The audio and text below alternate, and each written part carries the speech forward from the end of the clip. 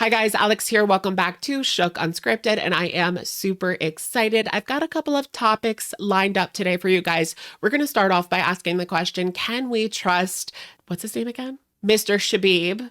And then we're going to talk about Foodie's most recent live streams, even the one from just a couple of hours ago today. We will touch on Shannon, Foodie's ex-friend's clap back. We will give our final follow-up on the hungry fat chick hospital situation. She is back home. And lastly, we're going to talk again about Salah's perfume company, Teeb Al Dar, a channel called Bubble Tea, put up a video. It just gets shadier and shadier.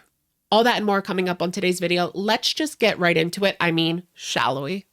All right, you guys, so for our first segment today, I thought we could go ahead and talk about Allah Shabib because he did go ahead and post a community tab last night that has rubbed some of the community the wrong way. And I have just been thinking lately, can we completely trust this man? So let's start off with the community tab in question. He posts a selfie in front of, I believe, a religious building. I'm not totally sure. And he says, I will go live only to tell you what the meaning to the miser marriage, Mesyar marriage, and also what kind of the big company and how the owner can open branches. Okay, don't miss this strong live. So I believe what he is trying to say here is that he is going to talk about how Salah and Chantal got married. There was sort of a loophole in the law. I know that Murad was on the live stream with Skinny Queen Reacts saying that they got married because of a quote loophole, but wasn't willing to extrapolate on what exactly that loophole was. Will we ever get to the bottom of this marriage? I just get the feeling that in the coming months, the marriage could possibly be finalized and Chantal will come on to gloat about it, even though that will make her entire story fall apart because she has been lying and saying they were married since October, November, right? And then she came back with that quote marriage proof video and the whole story that she had told before will fall apart. So will she make the same mistake again when they do actually finalize this marriage? Will she come on and expose her past lies again? Anyways, in regards to this community tab post, it did rub people the wrong way because of the Cash App that Allah Shabib posted. I mean, a lot of creators do put Cash Apps in their descriptions of their videos, but this does feel like it is a little bit more in your face. So by posting that in the community tab, it does seem like he is asking for donations. So what do you guys think? Does that make you see Allah in a different way? I'm not sure if Allah is part of the partner program or not. Or maybe that's something he is working towards. So I personally do not see the Cash App as that big of a deal, but we do have to remember that when Allah came on, he asked people to get him to 1,000 subs before he would come on and expose the tea about Chantal. So while I do believe some of the things that he has said, we do have to keep that into account that there is something here that he is hoping to gain. Of course, 1,000 subscribers is what you need to be in the partner program in the first place. So maybe that was his initial goal. If he really was one of Salah's good friends, IRL, just think about if this was done to you. Now, I'm not sticking up for Chantal or Salah because I really enjoyed watching them be exposed these past few months. But I think it's important that we do keep that in mind, and I will continue to listen to Allah anyways. As you guys know by now, Allah was on a panel with Skinny Queen Reacts, and actually Mo Translates did a video where she translated, of course, and did a really good job kind of helping us understand what was said during those live streams. I do wonder, and I have been seeing this quite a bit lately in regards to the relationship between Salah and Chantal. Like, she is bringing so much shame to that family. And also, what about Salah's future? I'm pretty sure the damage is done in regards to his reputation online. If a future employer were to look him up and see him involved in all of this mess, could that have an impact, especially in the Middle East where things tend to be much more conservative, especially about online behavior? Just being associated with this woman and the things that she has done, because even in the Western world, I don't know how Chantal would get another job if her YouTube folded and they looked up her first and last name on the internet and all of this stuff came up. If it was any sort of respectable job, she would most likely be rejected immediately when they typed her name into Google and saw everything. And also, Allah was talking about how it is so shameful for Salah to have his woman living in this house with this man, aka Pete's, and that is just not a thing that happens in Kuwait. Like, your wife does not live with another man. Like, that's a complete no-no. It's unthinkable. It's unspeakable. So I also wonder if Salah is kind of egging this on, her rejection of Pete's lately and not even spending time with him on his birthday, pretty much dumping him and putting him down as well, even though I do see the negative aspects of Pete's and just how negative he can be. So on one hand, I understand why she wouldn't want that in her life, to be honest. Although I can also see it as a betrayal because they have been friends for so many years. So for her to just say like she's never going to see him again is pretty nasty. I know there was initially when Allah came forward to talk about Salah and Chantal, one of the things that they said to push back on his behavior was that he actually asked Chantal for her number, and Salah really didn't like that. But Allah kind of cleared the record on this live stream saying that he asked her for her number because they were talking about YouTube and he showed her his channel. And Salah and Mrs. Shabib were actually all in the same room. So it wasn't like this was something that he did behind Salah's back, which was the way that Salah and Chantal kind of framed it as him asking for his woman's number for gosh knows what. But that wasn't really the case at all. Shabib also talked about when they went camping and Chantal refused to help and the women were essentially sweeping under her because she was too lazy to even move. And that really set the tone and that really annoyed the other women. Of course, they're going to talk about her and call her lazy and things like that. It doesn't matter if it's the Middle East or the Western world. I could definitely understand why that would rub people the wrong way. So what do you guys think about that topic in general? Can we trust Mr. Shabib and the things that he has been saying about Salah and Chantal?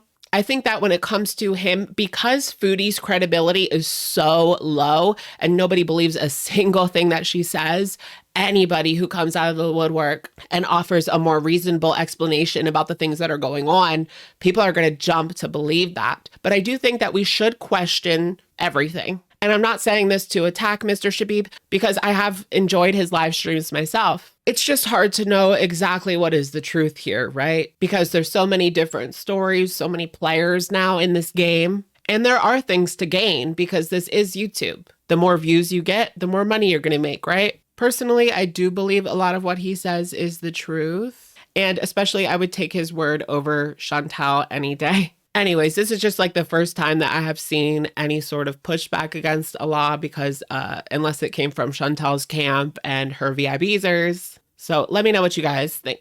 So I did want to talk a little bit about Foodie's live streams from yesterday. She did one called Dinner and one called Self-Care Day. She has been talking about how she wants to get her life together. I mean, things are just not looking too good for Foodie. The problems just keep piling on. Her taxes, her weight, her health, her marriage, Foodie and Salah. Foodie has been kind of argumentative with him during the Valentine's Day rage. Supposedly, he told her that he didn't love her, or at least alluded to not loving her like a week ago.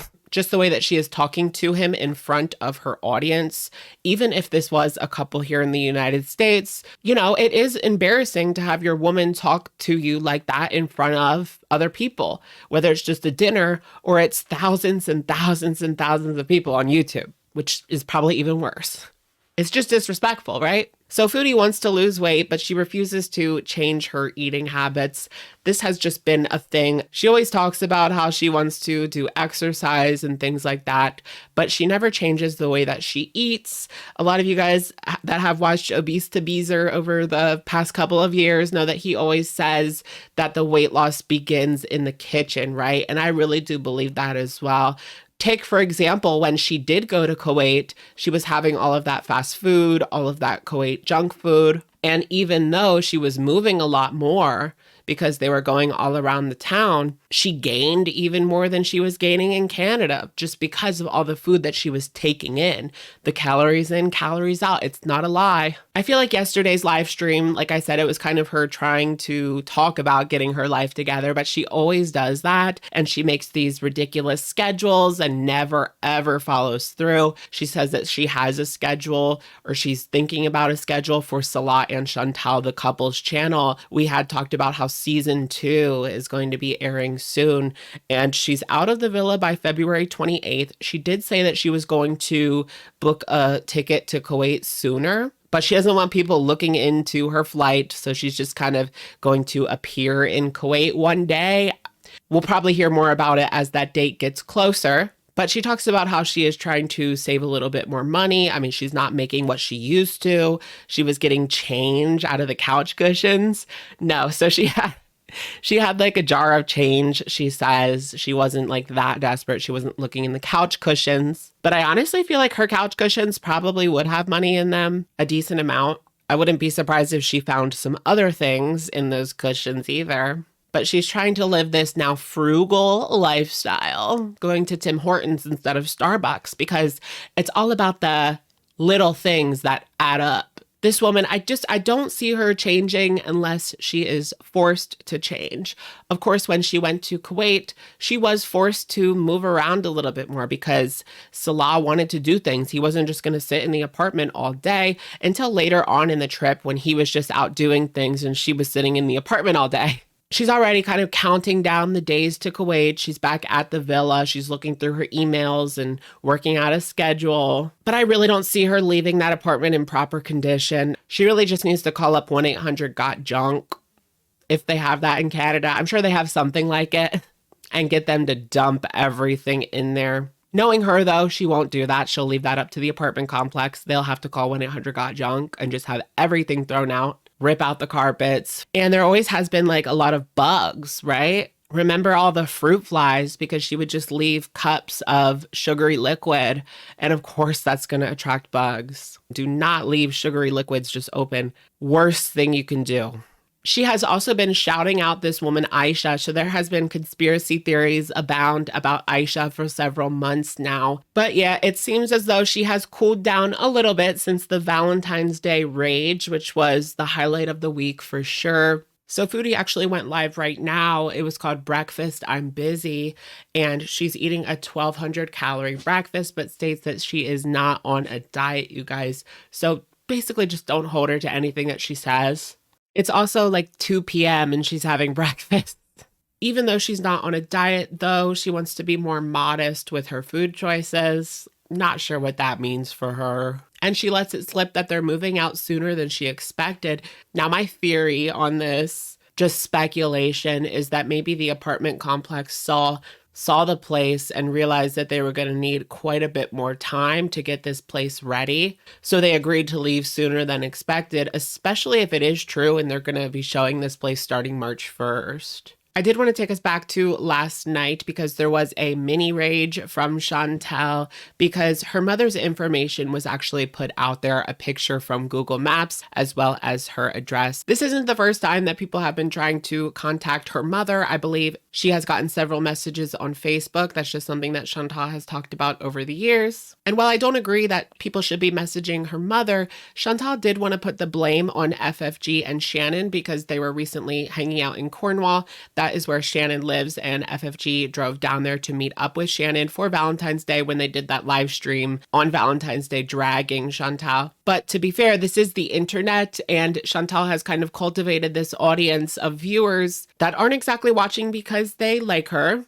And all of this information is out there publicly. All it really takes is a Google search. So realistically, anybody could do this. I don't know why she's sticking the blame on them. Last night, and this was like a highlight for me, Shannon came on to defend herself and basically drag Chantal. So Shannon, if you guys don't remember, is Chantal's friend of 24 years. And last year they had a falling out. Chantal came on and put Shannon's business out there. Originally, Shannon came on and exposed Natter, and Chantal didn't like that at the time. She got really upset and saw that as a betrayal. But in Shannon's mind, she was trying to save Foodie from this man. I mean, we all saw how bad it was. Shannon says that she had nothing to do with this. And to be honest, I believe that because it is the internet. She has a lot of enemies. And this information is easily accessible when it comes to anybody. I mean, you just look up white pages, right? So people are now messaging Foodie's mom. And I think the rage, she did a rage at her mother's house and she's been spending a lot of time with her mother. So that kind of started this, people looking into it. But if we want to talk about who put whose info out there, Chantal is the one that put Shannon's info out there. She told people that she was in the hospital last year, and that was really Shannon's story to tell.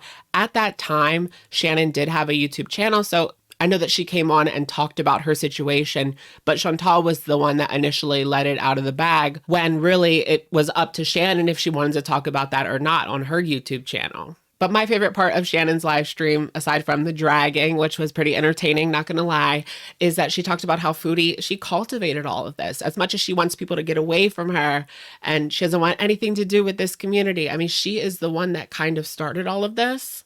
With the stories that she told, I mean, it started off kind of innocently enough. I mean, she was lying about her diets, but even that, people saw the inconsistencies and they wanted to talk about it. Over the years, especially with the Natter saga, it took such a dark turn and it just became this sort of internet soap opera that became sort of like a guilty pleasure for people. She likes to say that it is her life and it's not a show, but at the same time, she talks about new arcs and kind of plays into the joke. So it's hard to tell where her mind is at. But I also think that she sets up some of these storylines and kind of keeps people guessing. Like she knows what she's doing in order to get people to talk. So it's like she says she doesn't want people to talk about her, but she does everything she can to get people to talk about her. I mean, we saw that with the Valentine's Day rage. I think that she knows when her views are going down a little bit, what she needs to do to get them back up,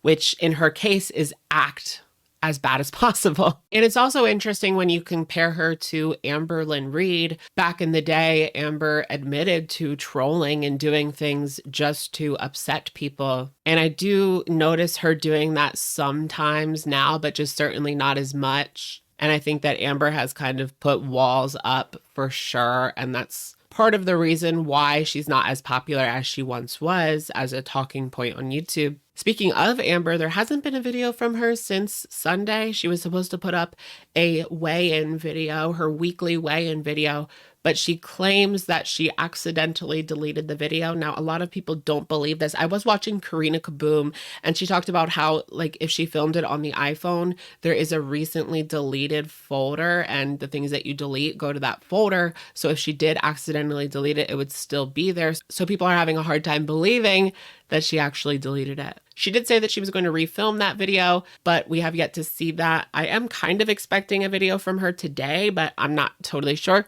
I don't have Amber tuition. I do have Amber tuition though.